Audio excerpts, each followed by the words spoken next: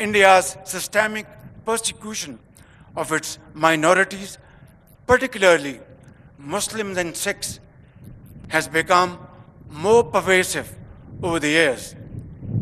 It must accept full responsibility for its complete failure to protect the lives, dignity, and security of these oppressed communities.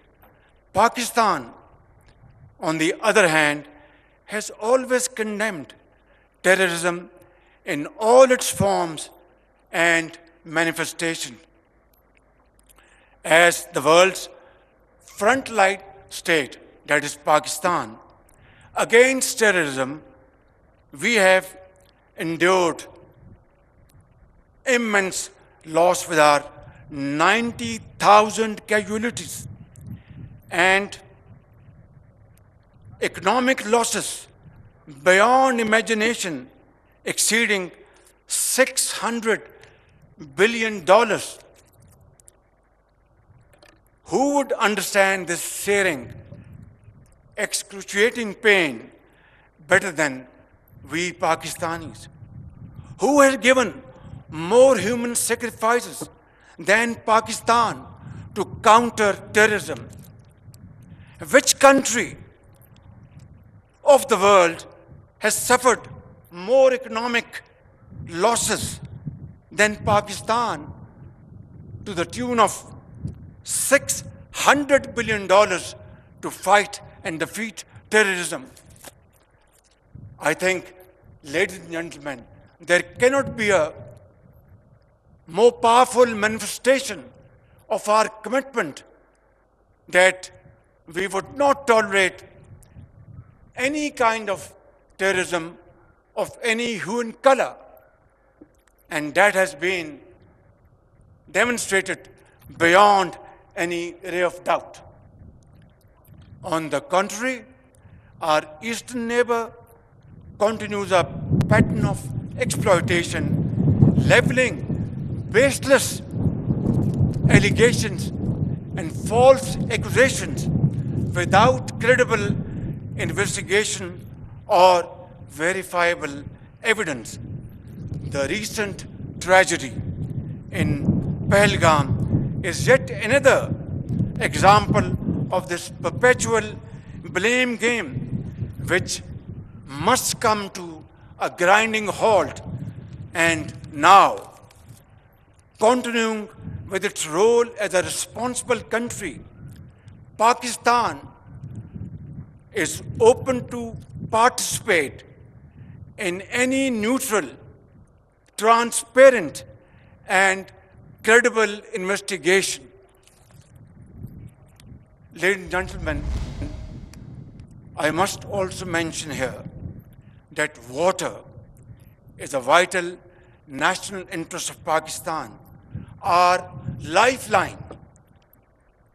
And for our 240 million people, let there be no doubt at all, its availability would be safeguarded at all cost and under all circumstances, inshallah.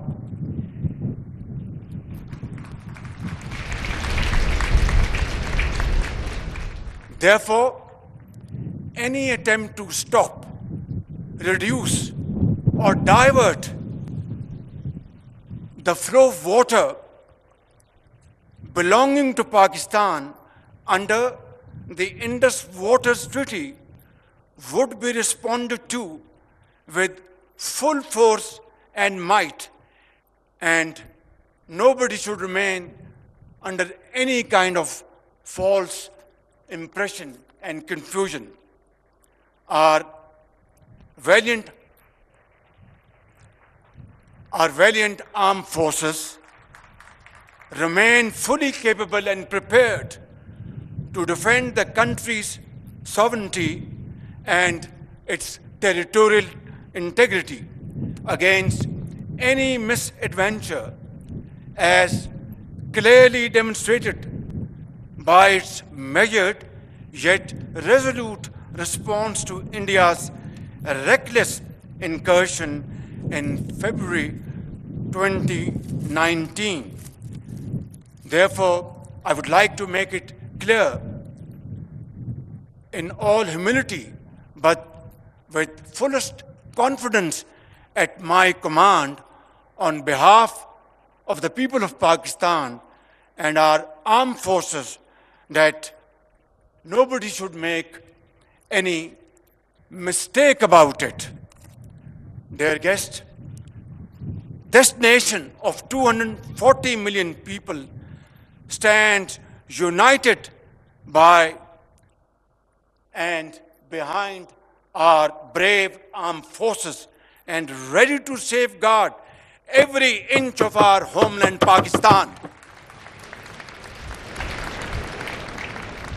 And let this message be loud and clear for all and sundry. Peace is our preference, but must not be construed as our weakness. We will and we shall never compromise on our dignity and security of our beloved Pakistan.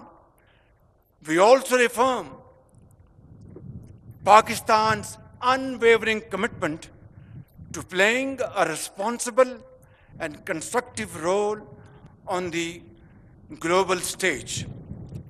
In the pursuit of this mission, we have not wavered, as we believe in the unity of the human race. Dear cadets, this morning, as you go forth with dignity, honor, and resolve to join the officers' cadre, please always keep in mind that your primary obligation for the rest of your lives would be to safeguard your motherland, Pakistan. Therefore, prepare yourself exceedingly well and train your men and women to undertake this task with unwavering commitment. I am confident that through the strength of your character and impeccable display of commitment, you will continue to uphold the traditions of your glorious institution. Finally, I would like to submit, खूने दिल दे के निखारेंगे रुखे बरगे गुलाब, खूने दिल दे के निखारेंगे रुखे बरगे गुलाब, हमने गुलशन के तहफ़्फ़ुज़ की कसम खाई है। पाकिस्तान आर्मी जिंदाबाद, पाकिस्तान पाइंदाबाद।